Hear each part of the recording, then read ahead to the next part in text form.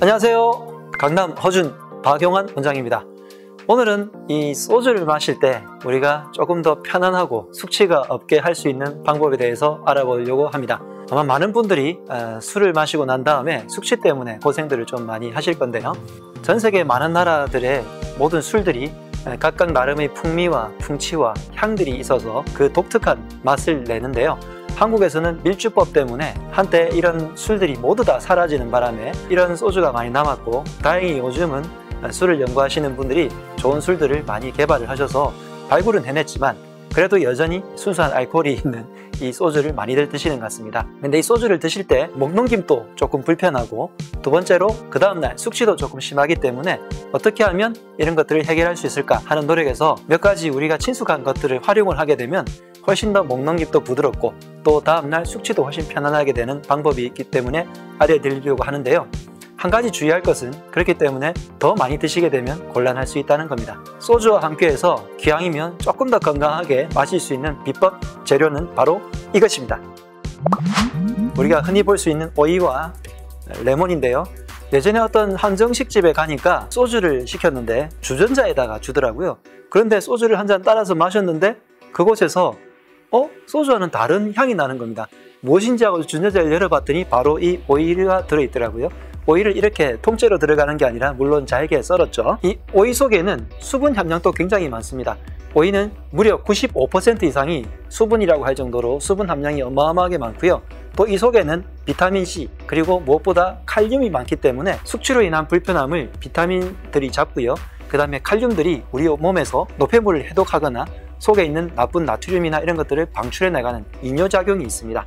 그래서 오이를 함께 하게 되면 속에 있는 알코올 성분들을 얘네들이 잡아먹고요. 그 다음에 알코올을 중화해서 희석할 뿐만이 아니라 우리 몸에 있는 독소들을 빨리 빼내주는 역할을 하게 되는 거죠. 그 다음에 레몬도 마찬가지로 레몬 속에 있는 비타민C 성분이 우리 몸에서 숙취가 일어날 때 생기는 여러 가지 작용들을 방해를 하고 막아주면서 간을 보호해주고 몸의 활력을 높여줘서 다음날 훨씬 더 개운하게 만들어주는 작용이 있습니다. 물론 이런 것들을 섞게 되면 맛도 훨씬 좋아져서 조금 더 많이 먹게 되는 단점은 있죠. 오이를 소개하는 김에 한 가지 음식 궁합에 대해서 말씀을 드리자면, 오이는 무나 당근과 같이 안 먹는 것이 좋습니다. 오이와 무, 오이와 당근 속에 있는 비타민들이 서로 조금 흡수되는 데 방해를 하기 때문에 우리가 샐러드라든지 여러 가지 요리를 할 때 오이와 무, 오이와 당근은 같이 섞어서 드시지 않는 것이 좋으니까 한 가지 꿀팁으로 알아두시면 좋겠습니다. 오이 소주를 만드는 방법은 굉장히 간단합니다. 이 오이를 깎아서요. 알코올의 성질은 어떻게 보면 열이라고 할 수 있잖아요. 우리 몸에서 열을 내고 온몸을 빨리 순환을 시켜주기 때문에 열이라고 볼 수 있습니다. 그런데 오이 같은 경우에는 성질이 굉장히 차죠. 그렇기 때문에 알코올로 인해서 우리 온몸이 뜨거워졌을 때 오이를 가지고 식혀줄 수 있는 기능을 할 수도 있죠. 이렇게 오이를 썰어서 아주 잘게 썹니다. 여러분들이 썰고 싶은 어떤 방향으로 써셔도 돼요. 이렇게 다지셔도 됩니다. 이렇게 해서 만든 오이채를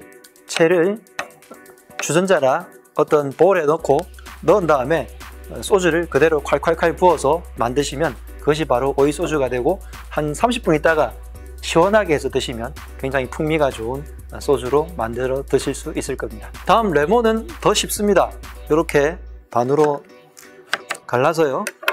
레몬 자체를 이제 즙을 짜내는 방법을 도구가 있으면 그렇게 하시면 더 좋겠지만, 그냥 도구가 없을 때는 레몬 자체를 그냥 즙을 꾹 짜서 이렇게 다 집어넣게 되면, 맨 처음에 소주가 있을 때요, 소주 한 잔을 다른 곳에다 따른 다음에 한 잔 분량만큼을 넣어주시면 제가 생각하는 아주 황금 비율이 됩니다. 이렇게 신선한 레몬즙을 충분히 짜서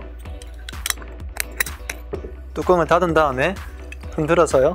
요즘 이런 거 많이 하더라고요. 이렇게 해서 드시면 레몬의 향도 나고요. 그러면서 마시기도 훨씬 편하면서 여러분들이 다음날 숙취해소도 훨씬 더 잘 되게 되는 효과가 있겠습니다. 요즘은 이런 비타민의 효능을 같이 이용해서 시중에 나와 있는 마트에 가보니까 깔라만시라는 게 있더라고요.